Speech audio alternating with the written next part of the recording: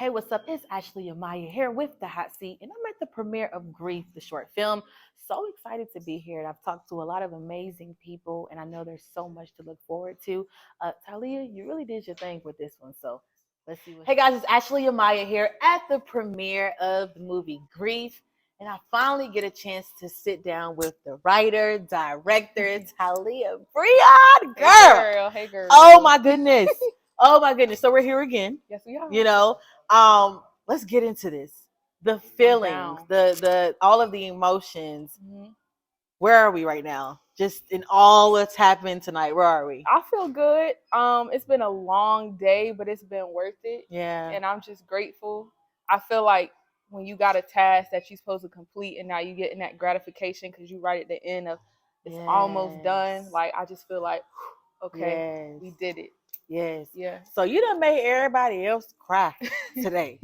So I'm gonna see if I can tap into your emotions a little bit. Okay. Like, let's get into how the whole formation of this, the foundation of this production.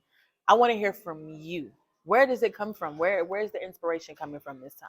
The inspiration for this project, hands down, came from Peggy C. Battle. Her. No other woman ever will exist after her. No one came before her. That is my best friend, my grandma, my mama's mom. Like, that lady is amazing. Yeah. And she passed last year. And it's just one of those people you never, death is a part of life. But it was just one of those people, like, honestly, that junk hit me. Like, life still seems surreal. One week I've accepted it, and the next week I'm in denial. I'm like, this didn't really happen. She's really not going. But that was the inspiration because she introduced me to a pain I didn't even know was possible. Wow. So I had to find a way, knowing me. Yeah. Like, I'm not just gonna be in pain for no reason. That's not my MO. I find a reason with everything. I was like, I'm a do something. Now that I know what this feels like, let me do something that'll help people who know what this feeling is like. Like, I'm new to the party, so let me create something that we all can kind of share together and be like, you know what? I know what this feels like. Wow, like this, and that's exactly what you did. So let's talk about the piece specifically because it is completely different from all of your other work. Yeah. This one is very different because when you say a man of little words, a film of little words.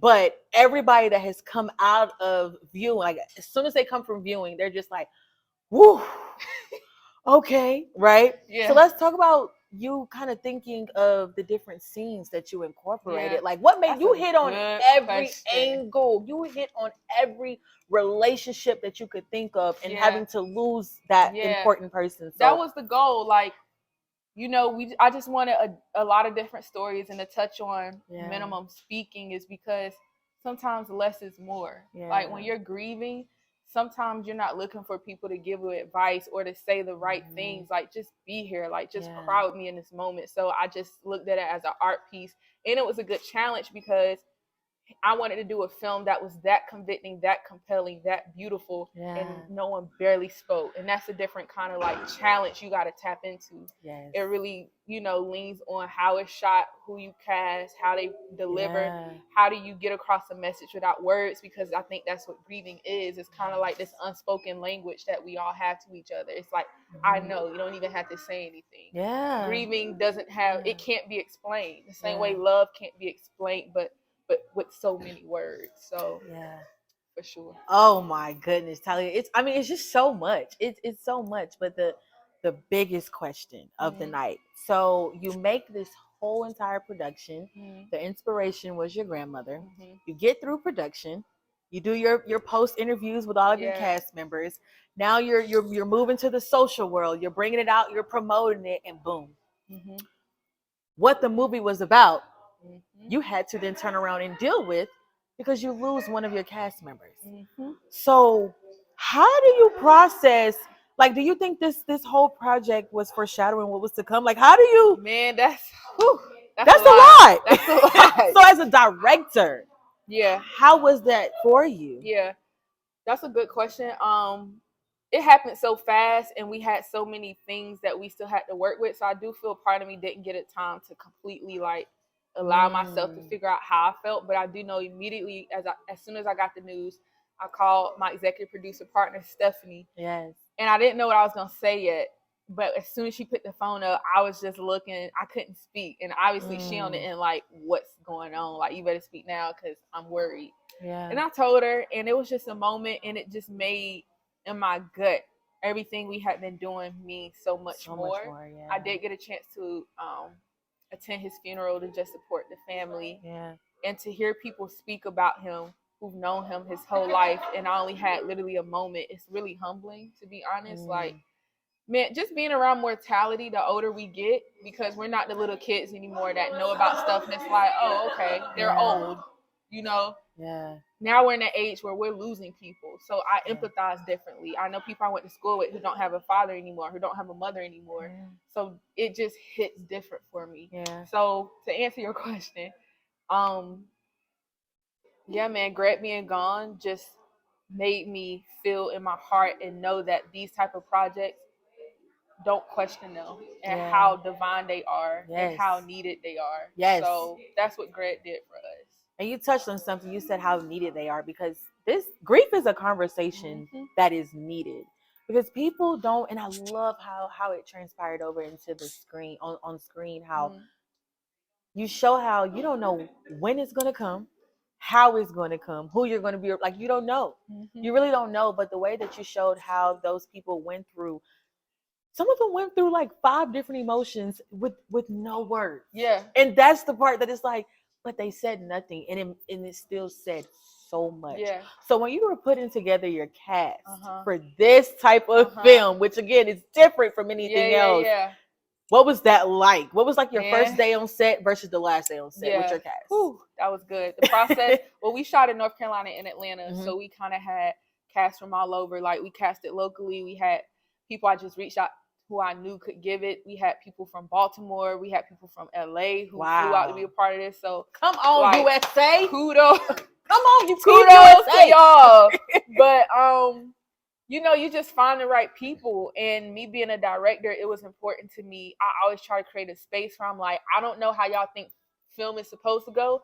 So let's just throw all that in the trash. Because usually that stands in the way of really creating something, because you're worried about, let me look seasoned. Let me look like I'm giving you what you want. And it's like, it's not about like looking like, we all have to be vulnerable to, at the end of the day, convey vulnerability across the screen. So I'm gonna be honest, I had to pray so I could spiritually have the space to then direct and then tell people, I need you to tap into traumas maybe, or dark places for you to pull this out. And we had a set counselor, a set therapist, because he really didn't know what to expect, and we want to make sure I don't just get what I need and then we just leave you in that space and be like, okay, cut, moving on. You know, so shout out to Bridget, shout out to Leslie, who were there for that kind of support. And it started off great. We started in Atlanta first. We were moving very fast, Stakes were high. We were crunched for time, but we got it done.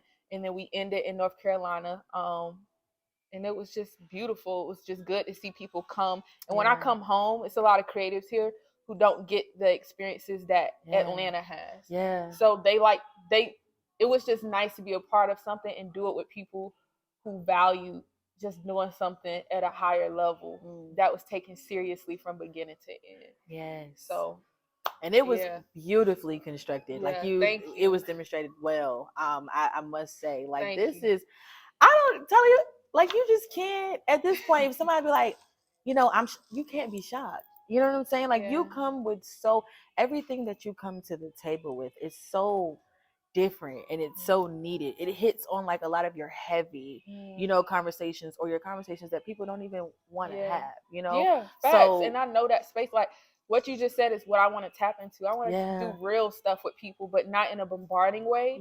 It's like, it's here. We see it. We acknowledge it. How you feel? Can you relate?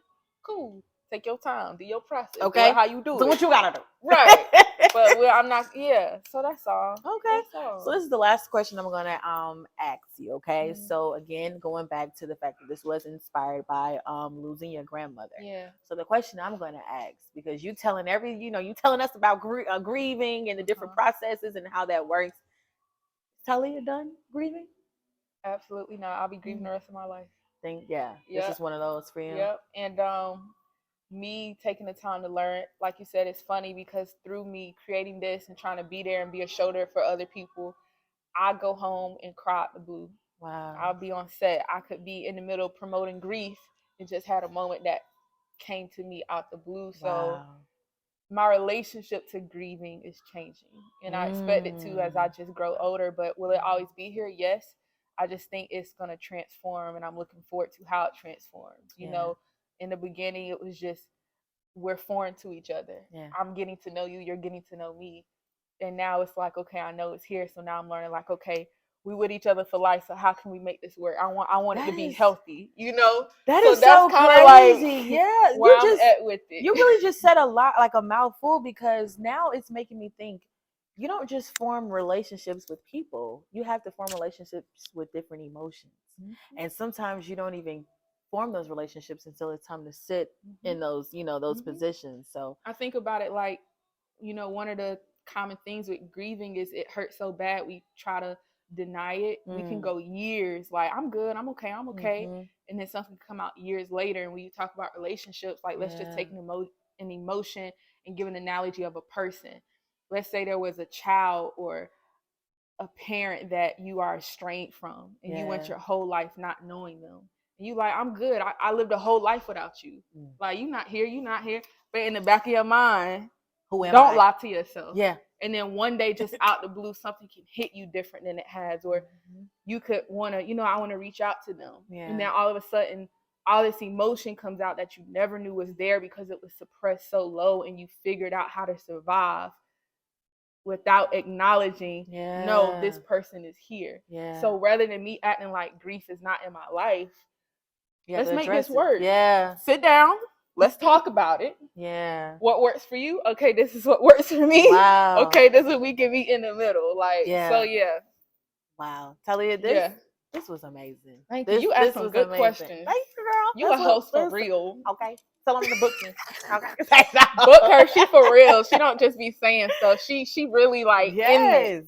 This is like and being able to like talk and get people's expectations, and then going to see it for myself, and then coming out and it's just like, okay, let's really deal with this, because now I'm realizing there might be some deaths that I might not have really dealt with. I kind of just I'm gonna tell you the story real quick. No. So my biological father passed when I was like 6. He had brain cancer. And I have a cousin who basically we grew up together. We was the same age, and she'll be like, "Ty, you remember when we did this? You remember when this happened? You remember when your mama?" And the whole time I'm like, no. Don't remember nothing. No. I'm like, how do you remember my life better than me? Yeah. And she was like, "Girl, what's wrong with your memory?" And I'm like, "But I have great memory. I remember so many other things around that age. So it lets me know I have memory that far back, but for some reason, all the memories that she was given was around the time my father was sick and he passed." Wow. So me taking the time to just become more self-aware and get to know me better, I realize now I had a learned trauma-based behavior dated back to my father at 6, where I intentionally erased that chapter of life because it was so traumatic. She was like, "Yeah, your mom used to be crying all the time when I would come stay in the living room. You don't remember?" I was like, "No." Wow. And I wouldn't forget that. My mama, my ride or die. Yeah.